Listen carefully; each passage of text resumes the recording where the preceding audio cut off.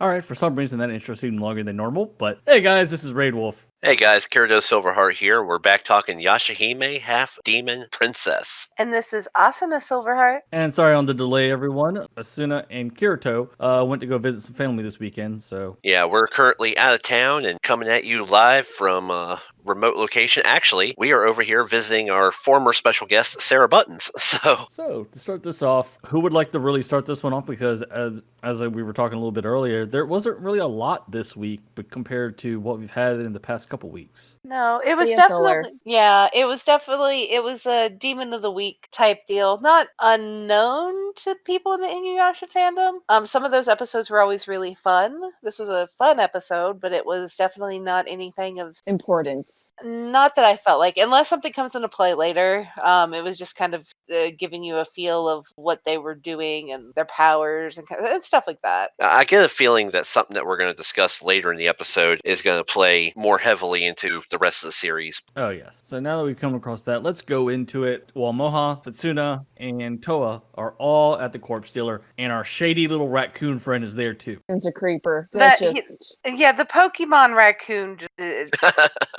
Raccoon Nomon is annoying to me. I just find him to be totally unnecessary. Sometimes they do this and they put like cutesy chibi characters in and they're like, oh, look at it. It's cute and evil. And I just don't trust it. Not cute though. It's not cute. It's not really it's cute. Ugly. It's definitely 6th gen Pokemon or something. It's not. It's not really cute one. A 6th gen. I like that. So they're talking about the skull. They bring it in, and then the corpse dealer's like only 10 mon. I was like, excuse me? This corpse dealer is just completely a rip-off D-bag. Oh, he's definitely used car salesman level jerk. Then he goes into Toa's asking if he knows anything about the dream butterfly. He's asking like why. Toa explains Setsuna's situation. Like, I think that was a horrible decision. I do not think that was the best decision they've made. The problem is extremely naive. Yeah, that's actually what I was getting ready to go with this. Is Toa is still super naive, super trusting. Just because it's somebody that Miroha has been dealing with, she immediately thinks that she can just lay the business out there. I'll be honest with you, this corpse dealer seems even more shady of a character in my opinion. I'm thinking this may be somebody who's kind of making his money off of possibly putting out job hits for certain other demons. I mean, you might have that it's not like business. Yeah, I mean, it's not like we haven't seen something like that before in other animes or anything. True. Yeah. And it's just, I do think it was a very naive decision to tell him that, oh yeah, here's my sister, here's all her weaknesses, here's what we're doing and what we're trying to do. He will turn on them. I just do not trust him, and I feel like he's just going to end up turning on them, and it's going to be pretty nasty. And I hope Miroha just destroys him, because he's been such a shady ass and rip off for so long. He's shady, and he's in cahoots with the weird Pokemon thing, and it's just, it's creepy. Yeah, I don't like it. And the thing is, even with this situation with Toa telling him all this, even if Shishomaru found out, it was like, this is their problem. They'll deal with it. Unless something really things go really south. Shishomaru wants them to kill him. I mean, if you want to be honest, that's the feeling I got from the episode, before. I feel like Shishomaru, it's not that the tree that Trikio wants him to die. Shishomaru wants to die. I have this feeling like he has set it up this way because whatever he's seen or whatever he's had to deal with or whatever possibilities there are, I feel like it's one of those moments where he knows that he's going to have to die for everything to work out the way it needs to. Be it one of those Doctor Strange moments where it was like out of 570 million,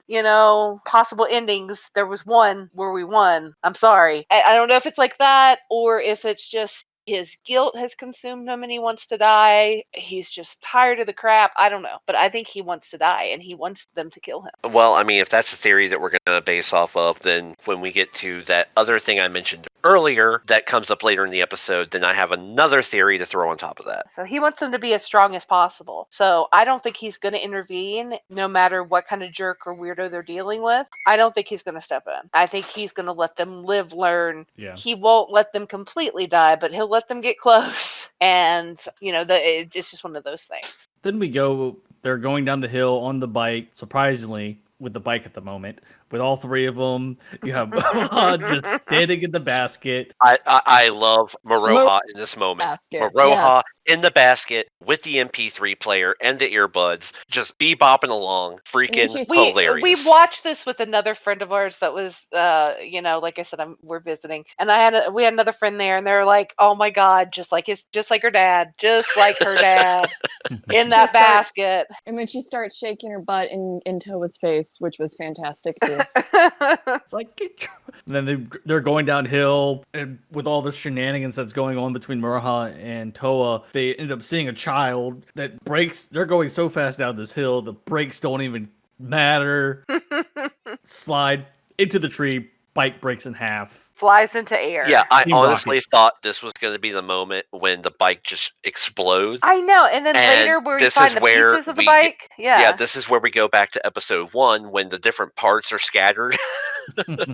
This is honestly when I thought it would happen, but no, we see later that the bike is still in semi-decent shape. Then pretty much to apologize to this little girl for almost running her over. She just had a bunch of Pocky in her hand. She just gobbles it down. And Murha, I was just glad to see an actual anime character that eats Pocky the way I eat Pocky. By the bundle. By the bundle. That's not incorrect or untruthful. I've seen it.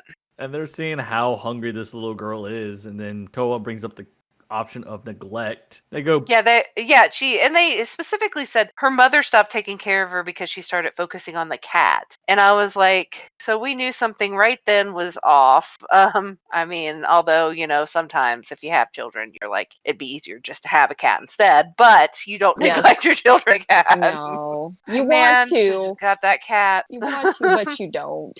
And so, yeah, there's definitely something weird going on with the cats in the village, and they decide to go check it out. So they go into the village. They are walking around. The little girl goes up to her mother and is like telling her back, and then the mother is just turns away, starts walking, and then it's like, oh, it's time for dinner. Then you get this cat that rubs up on Toa, and then Moha and Setsuna, it's like cute. They're there. Yeah. Toa is all about this cat. She's like, oh, look at it. It's present. That cat. Oh, she does. Her punching of the cat was fantastic. Oh, she punted. She didn't punch it. At first, I did feel bad for the cat a little. I was kind of like, oh, but I don't think Maroha's just going to kick a cat for no reason. There's something off about that cat. I don't know. I mean, don't see her kicking. She does have dog demon blood. I was gonna say there was a whole Netflix documentary, if you haven't seen it, about the funny not thing messing with cats, and I don't think she'd mess with cats. This situation kind of makes sense because they are dog demon children. Well, yeah, I mean that's totally cat versus dog is the oldest thing in the history. That's what I'm saying. I mean, I totally see Maroha just being like, nah, hell with this cat. They take care of everything. Now it's just bodies of cats. Funny. The rest Bodies of the horde or whatever we want to call it, or litter.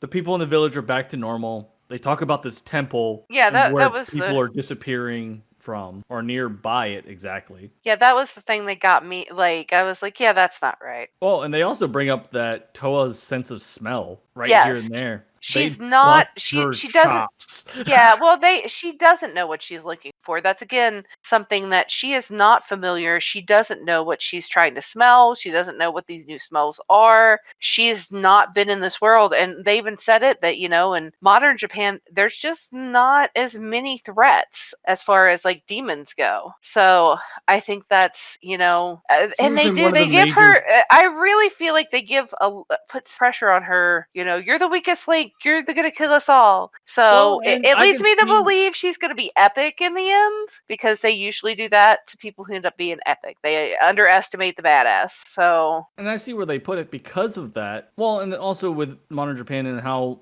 they are about their shrines and everything of that sort. That's probably why there's not as many demons or there's things around that, or the demons have just gone into hiding or whatnot. But then you have Byoga popping out of Moha's jacket again. It's like, and the typical words of, I will follow you to the end of the earth. Yeah.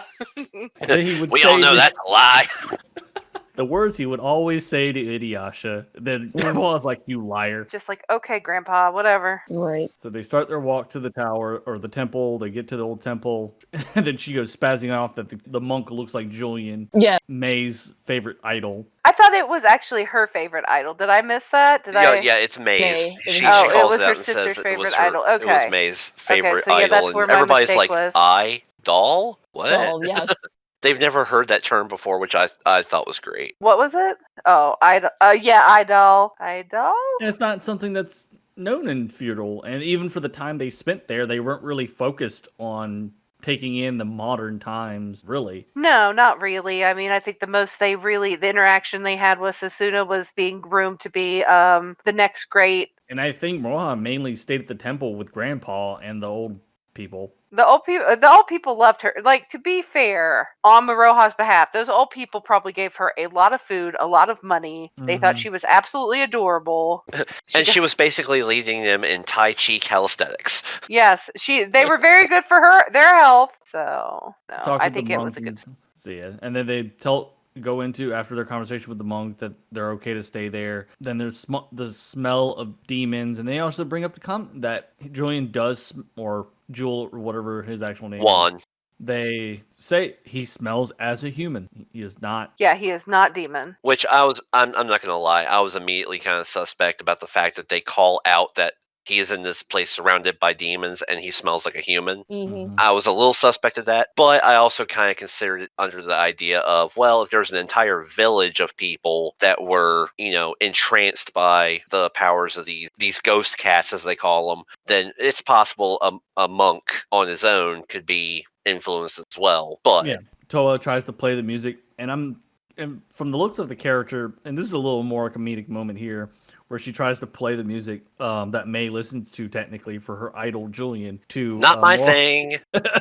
The funny thing is, does anyone else kind of see Moroha as kind of like somewhere in the metal genre? Oh, totally. Metal all the way. Like, this girl is going to get down. It is totally going to get down on like some Slipknot, some Kill Switch. Whatever sounds awesome to her slicing up a demon. Yeah. Yes. And that's very feasible. And then Moa tries to do it to Sasuna. Then she just smacks it away. Yeah, Which, thank God, Toa caught it. Sasuna is more and more. The more she does that, the more and more I'm just like, oh my god, like it's a lot of her father's. Yes, she mannerisms. is extremely like just absolutely not down with any of the bullshit. Like, And just not. And the thing is, it's kind of great all the way they did this because even with the exception of Toa being raised in the modern time frame and being around who she was, and more than likely, since Setsuna has a lot of her father's actions, and Toa more than likely has a lot of her mother's actions, but since we don't know who the mother is, unless If the we whole were to Rin assume- situation, Yeah, if it were to be Ren, and we've had this Is conversation her- many a Toa- times. actions would make perfect sense. Yeah, and it would kind of make sense. Ren was a much more sympathetic Yeah. character. She was much more human. She was, so those behaviors and that sympathy and those feelings and things, that it is very Ren. Not necessarily the naivety of it, because I think even to a point like Ren, that naivety wasn't really there with Ren. I think Ren very much understood her situation. Yeah.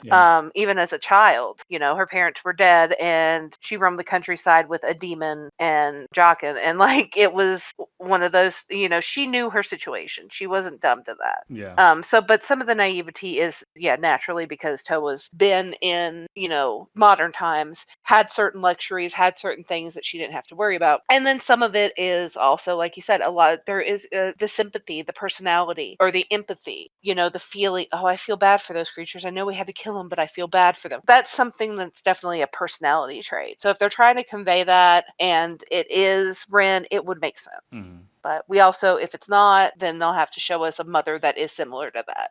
Yeah. They all go to sleep, or in Sasuna's case, Fake's going to sleep. Then she makes the comment. Actually, no, they were all faking. And the thing They even said it. They said it. They said, yeah, they even said they called it out. They're going to pretend to go to sleep to draw out the ghost cats. But the thing is Toa is so like on edge that her energy is leaking out. Yep. And then it goes, oh, never mind. They're here. Yeah, they showed up. Yeah, she was like, your energy's leaking, but that doesn't matter. And then here comes Flying Cat. Maroha is savage AF in this moment. Oh, She grabs the blanket, hurls together like a group of like 10 of them, and just immediately slash and dash them all.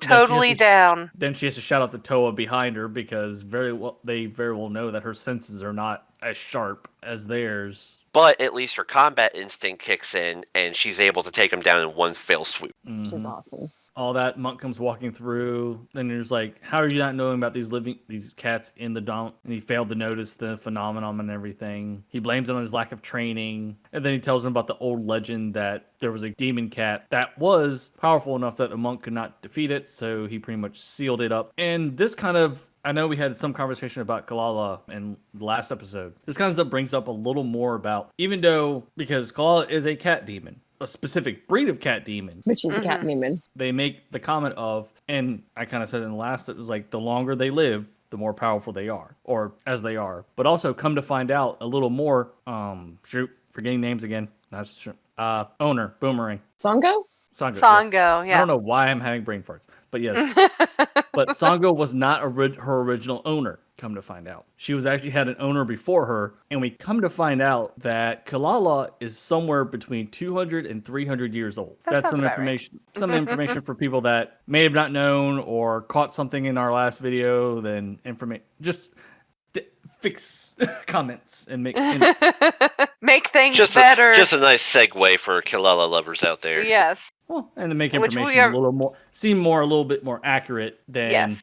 I love Kilala though. I do too. She's so cute. I'm a Kilala lover. And this is an episode about cat demons, so I feel like, Nice segue. Very nice segue. Then they are looking for they're looking underneath the temple to find where the corpse is at. It's like, it's so dark. Here we go again with the flashlight bit. I loved it the first time a couple episodes ago. That's what I love it even more like. now. Flashlight bit. It feels very Scooby-Doo. Like, very, very Scooby-Doo. I'm okay Which I'm with totally this. down with. I'm totally down with it. I love Scooby for, not saying that and I didn't cosplay Shaggy and Velma. Then they're investigating. The monk put some talismans on the door, pretty much putting a barrier up. Yeah, but I have to throw some light on Maroha's attitude here at this point. Because as they're crawling around underneath the temple looking for where the demon was originally sealed, Maroha's like, yeah, go figure. Toa's the one that said, hey, let's go investigate this. And she's the one inside while we're crawling around doing the dirty work. But damn, this flashlight's awesome. Which totally makes me think that Maroha is somehow related to Kirito over here because we can't send him I love flashlights. into any Home Depot or anywhere for flashlights for the fact that he will come back with about 30 of them. My 6-year-old nephew is the same way, so, we'll let it go. And the funny thing is, the thing is with Maroha, she does not make it relevant that she has priestess abilities. And that's a very good thing on her part. Because of the situation that is here that we come out in a little bit later. But when they find the corpse, it pretty much reassembles itself. Yeah, the hole is already open. Like the burial area, the ceiling area has already been breached, and you see the skeleton of the giant version of the cat demon. Yeah, it looks like a giant saber-toothed tiger skeleton. They put a big hurting on it, and then it reassembles itself. Yeah, and this is the moment when you just kind of have to look and go, well, we're boned. Yeah, well, that's a no pun damn intended. shame. Sorry, folks. And then most of the time in these cases, when things just keep reassembling itself, that means it's not the actual body. Yep. The source is elsewhere. And we find out it is the monk. He is inside with Toa. And another thing I brought up in the last episode about the white jewel, we actually will find out a little what my thoughts are on it. Kind of come more into fruition. The silver pearl? Yeah, in this. Setsuna throws one of her little bombs. It actually shows what's actually going on here with the cat demon corpses is actually all the bones of all the human people they have killed so far. Yeah, so I think it's interesting how 2 episodes in a row now we've had some type of bone-related entity. Last episode we were discussing the bone eaters, Mm-hmm. the bone eater demons, and now we've got another variant of demon who is feasting on human bones in order to compile itself. So then we go in, we find out, and then Toa actually tries to step out from the doors, and the barrier there actually prevents her. The cat demon is like, I've lived over 300 years. I'm over 300 years old, little girl. You can't defeat me. Yeah, and calls it out saying, yeah, I told you I put up a barrier, but I didn't use the monk's abilities. I used my power. You're trapped in here with me. They're trapped out there, and you will all die. Well, the thing is, it's a demon seal barrier. So either way, in or out, if you're a demon, you're not getting out. That's what I was Exactly. thinking too. Even if it wasn't the monk's abilities that were used, she would still be trapped in. And that when he said that the first time, that's actually my thought too. I was like, I immediately thought when he said, "This will keep demons out," and I was like, "That's going to keep your sister out. That's going to keep Roha out. That's going to keep you in." Mhm. And I thought that was a little strange. And I was like, but I already knew something was shady about him anyway. Then they jump back over to Setsuna and Moha. They are fighting, then slice off the hand. Setsuna's like, oh, I'm going to leave here. You take care of this. Moha's like, what? Bro, that's basically that moment of, you got this, right? All right, deuce. Yeah, I'm fighting a monster that can keep rejuvenating itself with no possible end. Once again, Maroha, you're the distraction. She runs into the barrier. It's an apparition spell. Then moves as soon as what you hear from behind her from shoots an arrow. Done. Yeah, Then the which cat that's a demon's great like, moment. "What?" That's a great moment. He's like, what the hell happened to my barrier? They still don't call out the fact of, I have priestess power, ding dong. I'm the one that took down the barrier. He's just like, oh snap, my barrier. Yep. Then we find out what actually happened with the monk. Tried to do a chant out of compassion for the demon cat. Tried to Yeah, put it to rest, but it actually woke it up. Yeah, this seemed like a really kind of naive thing to do. Yeah. And it kind of makes me understand a little more why, when you're looking at the human side of Juan, not the possessed side of Juan, why Toa was kind of giving him so much, I guess, slack of being a human, because he's a human, he's a monk, he's naive, he's gracious, he's helpful, he's thoughtful, he's respectful, and all this stuff. And so his mentality of it was, oh, there's a demon that's been sealed away. I'm going to do this ritual to try to move it on from this plane of existence. And he wakes the damn thing up. Yep. Yeah, there was going to be no problems, nothing. Then they're fighting, they're discussing everything, that the monk is just a disguise after all. He's been letting him live. If you cut me down, you'll cut the monk down as well. That Setsuna actually swipes at his chest and shows the paw that's attached to him. Yeah. Then we have Myoga. He ends up bringing up another thing of the Tensaiga. And Moa's like, we don't have the Tensaiga. Yeah, I love that. I love that moment. Like, that was fantastic. I thought that was one of the best moments. Like, we don't have that. Like, why are you talking about things we don't have? Master Inuyasha's Tensaiga was able to steal demon powers and seal him away, so the demon was weak or was vulnerable. It also the blade, for the nice thing about the Tensaiga was it could never harm a human. It only can harm demons. So even if it sliced through a possessed human, it would only damage the demon. It's the Tensaiga, not the Tensaiga. And, Tensaiga. Yeah, and that's the opposite reaction. It'll harm a human, but it won't harm a demon. But again, Maroha's reaction of, why the hell are you bringing this up? We don't have the damn sword. I feel like I'm the one that always remembers all the names. No, Yeah, you're good. You're good. I always get You're that good. one letter off in my pronunciation. Most of the time. Tensaiga was Inuyasha's, and Tensaiga was the Shomaru's. So They're going in. This is like we'll get killed. Then she's yelling at Toa. It's like, we'll get killed because Toa's keeps trying to stop Setsuna from killing him. It's like, no, what? And then just keeps going, banter back and forth for a little bit. And then she brings up the modern world from the time she was there. Setsuna kind of relaxes a little bit because we all know they enjoyed their time that was there, and in true honesty, they probably want that type of peace there as well. Yeah, where I they're mean, not always fighting for their lives. Yeah, where there's not a constant war. It is relaxing. It is nice. Modern conveniences, But I'm sorry, but this scene brings back a trope for me that I'm almost kind of getting tired of. It happens in movies, it happens in anime, it happens in comic books, it happens in just about every storyline type of media that you can think of.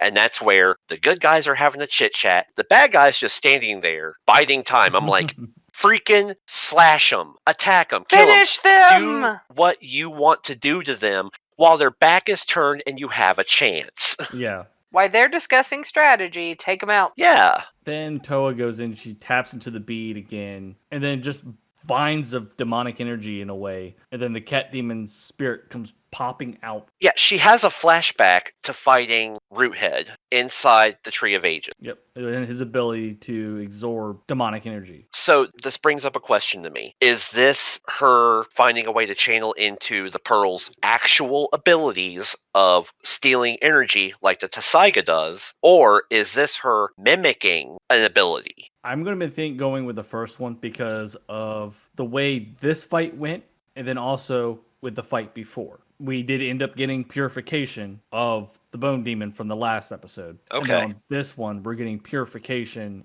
or absorption, whichever you want to call it. I just call it exorcism. But I mean, that is fairly impressive if she's learning that just from watching. Think about that. That would be fairly impressive if she's mimicking something just by seeing it once. So yeah, she's and able that's to what mimic? leads me to question, is it imitation or is it tapping into the potential of the actual Pearl and her demon power? Mhm. And I'm thinking it's the pearl purification because for her to have purification as a half demon, it's a very rare thing without a bloodline situation like Kigome and Inuyasha for Moroha. You would kind of have to have some type of outside source. So that's where we have the silver pearl at. I don't know. It's just this is one of those things that in a storyline is going to wear on me real quick. If every episode, even if it's a Demon of the Week episode, if every episode the final blow comes down to Toa going, "Oh wait, I can do this now," poof, and does something that we've never seen her fucking do before. Then imitation will become the root, like her ability, or I'm okay with the gimme of I have to train and learn and delve into, an inner power, whether it be, the Pearl or her own demon power or a combination of the two. I'm more apt to go with this if she's working towards it. If it's literally just, I'm in a situation and I'm going to OP the situation doing this thing, then I'm not going to give it that many more gimmies. Yeah, I could see that. That'd be very annoying and very much because, and the thing is, we don't specifically know what type of dog demon she actually is either because she's got bloodline of her father, and then her father is actually then their grandfather's side of the demon dog, and then Tsuchomu's mother's side of the demon dog, and from if I remember correct, they're moon demon dogs or something of the sort. Whatever they. So it was something with the moon. Yeah, Mhm. that could explain the white hair, but also Shishomaru had white hair because of his. But it's very rough because we don't know a lot about the moon demon dog race. Because remember, like Inuyasha had the whole thing where he turned human whenever he was because the full moon for the new moon. That's what it was. New moons in general from the series affected all demons and made them weaker. That is, yeah. Oh, I forgot about that. It's a very long series. So, it is an extremely long series. Well, maybe we'll come to find out that the silver pearl embodies the ability of the new moon. It's the essence of the new moon or something. I don't know. I'm just saying that as far as a gimme goes, I'm going with it for right now for development. But if literally week after week we're going to see Toa just pull something out of her ass, I don't think we will. I don't foresee an that. ability that ends up saving the day at the last second like this, then it's going to wear on me real quick. Oh, yeah, I could see that too. And it is. It's very much. That's extremely annoying. It's a very old trope. It's the Mary Sue trope. But I don't think it necessarily is. I mean, that is an awesome power if she could do like imitations and things like that. But I really don't think would be the sole power they would give her. I don't think that's going to come down to that. And true honesty, unless she was like Rogue from the X-Men and just I can absorb whatever power I see, then okay. Because because even in the original series, they never really gave anyone or a demon that type of ability. Yeah, it's a little OP. It's, you have to kind of filter that out, make like I said, Rogue from the X-Men had something like that, but there's downfalls to it. You kind of have to have you can do this, but it's going to cost you. Mm-hmm. So I think Something that's like that. Yeah. So I think that's important. But yeah, I don't think necessarily that's it. But there is, like you said, there is a very good possibility too. It could be her bloodline. It might also just be that purification thing is something that the Pearl does. So we'll just have to wait and see. And we still don't know who her mother is. No, we don't. So now, who But else? well, before we move on, real quick. So this is the point when I said I was going to go back to that other alternate theory. Mhm. So now that we've discussed the Tessaiga type ability of removing the powers, Mhm. going back to our discussion about what Shishomaru's endgame might be. Maybe it's Shishomaru's tired of being a demon. Maybe he wants Toa to absorb his demon powers, the demon dog's powers, and make him human, so he can live the rest of his life with Rin. If the case ends up being that Yeah. she is the love interest, Right. Whoever it is that Or is even if trapped she's inside. not, even if she's not the love interest, it could be also that he did because their relationship and their bond was strong. And say Very strong, Yeah, so regardless of where it there's went. Where it but went. and also the thought of that his brother is gone, so he has no other family that he actually has a tie to. Yeah, Because there's also the rumors of that Inuyasha and Kagome are dead. which I mean that's a possibility as well. So Which could also explain why he needs Toa to do it, as opposed to just getting his brother to steal his powers. Well, and the thing is, the Tensaiga does not, and that with how powerful of a demon Sesshomaru is, the blade would not be able to do it in the way you're thinking. Okay. Again, I don't know the lore behind that aspect of it. Well, I'm just saying, as opposed to, getting someone else to do it, he knows that it would have to be his daughter, who now possesses this ability. A little to do rundown on the something like two that. blades. The two blades were crafted from their father's teeth. He broke two of his fangs off, and I think actually one got broken off and then in a fight, and then the other one he did himself. They got him forged into two blades. The blade that was given to Sesshomaru, pretty much he wanted him to learn compassion, to see the downfalls in humans, but also to not despise them. He wanted them to kind of have like a heart than Inuyasha's was. And in his case where he could not protect his mother, he wanted him to be a blade that pretty much would not harm humans, but also keep humans safe. So wait, you're basically telling me that Shishomaru's father handed him down a sword that was basically an answer of kill him with kindness? yeah, he wasn't happy. He was pretty very pissed. bitter. He was very bitter. Pretty pissed about it.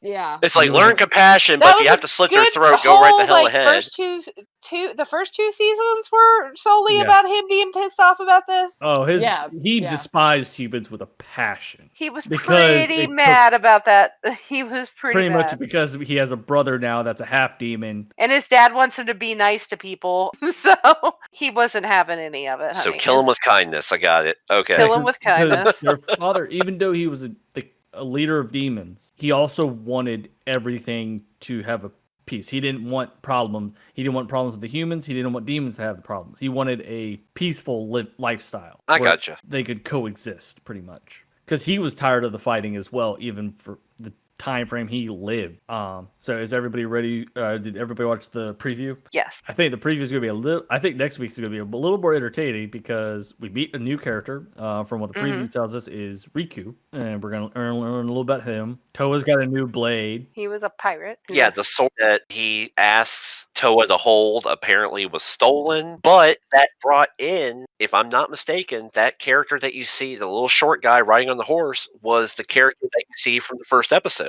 We're pretty much going to see how the first episode came about, the build up to that situation. Okay, so 6 episodes in, we're finally starting to loop back on ourselves to catch up. And and more than likely they did that for the first episode was to have time to put the whole situation, pretty much the nostalgia in there with Kagome, Inuyasha, and everything, and also to give us a build up point. I can see that. And then she talked to Lady Kata about the dream butterfly a little bit. We got a grizzly bear that has ice abilities. Yeah, I think that was this is going back to the 4 demon lord underlings or something Yeah, like that. we see a little bit So- about that. There's gonna be a lot. I have a feeling it's gonna be interesting. Yeah, next week might be a little more of an in-depth discussion. You know, we're A little getting less back to filler, yeah. the main arc. It looks like we're getting back to some of the more factors of the main arc. And this was pretty much a development episode in a way.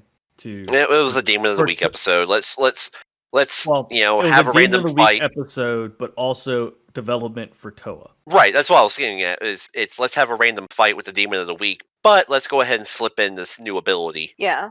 And Well, also it also, like, I think she needed the realization that things in this world, things that she thought were normal, or things that she thinks are cute, and also things that she doesn't sense, that she still needs she has a lot of things she needs to work on. She And still needed that something to progressing. really kick in that, oh, I really need to pick up on these things. Yeah, I need to be careful. That's There's something what wrong. really kicked in for this one, because cats in the village almost killed her. If Moha didn't there and punt that one cat, she'd probably be badly hurt or anything. Or you know, seduced underneath the spell or Under the meow meow something. spell, Mm-hmm. which I can't say. My sister immediately saw it and was like, "Oh my god, I want all those cats."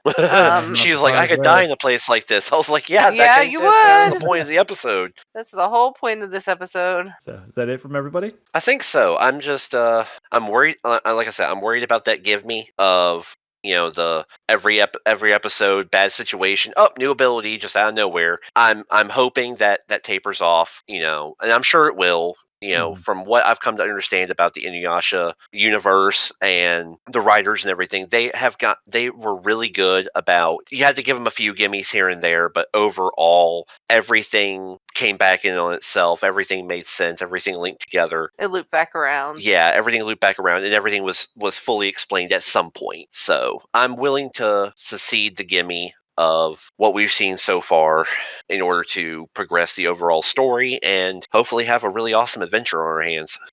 I think so. I think this will be a good time. I do think that there is a lot more, and we talked about that before too. I really am excited to see the time travel. They've brought it up. It's always been a running theme in Inuyasha, was the different, time travel aspects. I'm wanting to see where this plays in, and I think it'll have a huge part in the story. I don't think we've gotten there yet. We haven't seen it yet, but we will. So I know it's hard to wait and let the progress play out, but it's one of those things. You just have to wait, and hopefully it'll be worth the wait. So guys, this is Rainwolf. This is Kirito Silverheart. This is Asuna Silverheart. Did we lose somebody? Lyria? This is Lyria. Is it working? What There is we it? Hey, there he is. There she is. There she is. We got her. So leave us a follow. Help support us. We are working on our path to affiliated. We have 10 followers as of right now. We need 40 more. We also will be streaming here times this week. We are not, I don't think there's a murder/multi Monday tomorrow night. So, or if there is, or we might just throw something together at last minute. So keep your eyes out. Also, leave a like, comment, subscribe. I'm gonna do a little throw out as well. Kyo. Kirito did a little prop and seek with him last week and a number of other friends. Go check that video out. He's also going to be once the new segment does come back into play, he will be the one editing that segment for us. So look out for that new. Yeah, style of we're editing that's really gonna be happy to happening. have Kyo from Kyo Ultimate Facepalm on board. Nice to have some fresh Yay. blood. And he will probably also be with us when we do a midpoint stream. So until next week, 9:30 p.m. on EST, this is Rainwolf, and thanks for watching. Have a good night, guys.